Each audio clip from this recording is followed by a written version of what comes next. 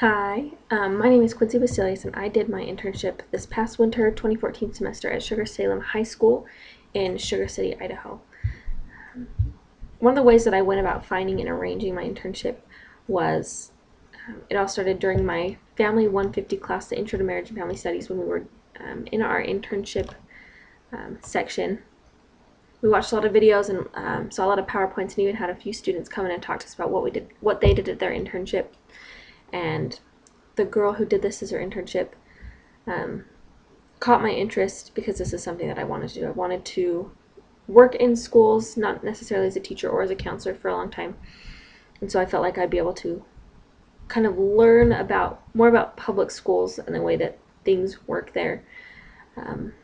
Although in her PowerPoint the correct contact information wasn't given, I had to work with the superintendent of the school district to get the contact information that I needed.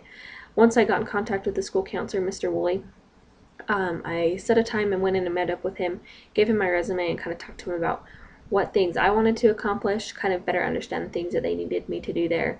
And then I got my start date and we began.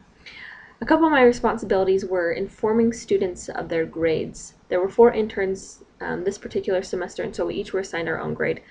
I was assigned to the seniors, and so each week I would create what was called an F list, go talk to all the seniors, let them know what their grades were in their classes, what they were failing in, and how they could get that up, kind of set goals for them, and would continue to go see them week after week until their grades went from an F or a D to at least a C or a B. We also helped students sign up with FAFSA. That's a huge one this time of year because the deadline was coming up. We help students sign up for the ACT and the SAT. The state of Idaho offers free SAT tests for high school students, and so we found ourselves doing a lot of that, especially towards the end. We helped create and make sure students were signed up for driver's ed, made sure they had their permits and all the documents that they needed. We would help administer surveys during their advisory periods, which occur every other Friday in a month. And then we would also help serve lunch a few times a week. One thing that I think the site benefited from with the interns was the school doesn't have a tracker, and so as interns it was our responsibility to work with the students on their grades, help them set goals, and encourage them to get them up. We also were able to help the mass amount of students sign up for the FAFSAs or ACT and SAT, things that the counselors didn't necessarily have time to do, and would answer general questions about college. One thing that I personally benefited from at this internship was I really learned how to understand students and their struggles. Although I couldn't necessarily tie a ton of things that I learned in from my major, the times that I did find the things most relative were things from my family stress and coping class, as well as family theories and dynamics and adolescent development. Being able to understand the stages that they're at in their lives and help them see that there is a light at the end of the tunnel.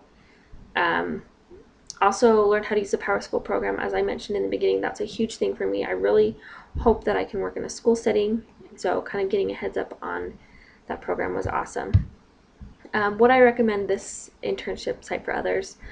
Although it was a convenient internship for what I needed, me and my husband are both doing internships. We only had one car. We're getting ready to move across the country, and I just needed to graduate. And the flexible hours were nice. It worked, but it wasn't the most beneficial internship. I wasn't able to get those tie-ins with my major that you probably want to get out of an internship. But in the end, I can find a few tie-ins, and it did fulfill the internship that I did need. One issue that I do have with this is there is a requirement for 160 hours for the marriage and family studies major. However, the school isn't working with you, you're working with the school, and so you have to do it on their timetable. We ran into some problems with spring break, random school days getting canceled, and a lot of other breaks that made it hard for us to get our hours. But if you are interested in this internship, get in contact with Fred Woolley. He is the guidance counselor at the school.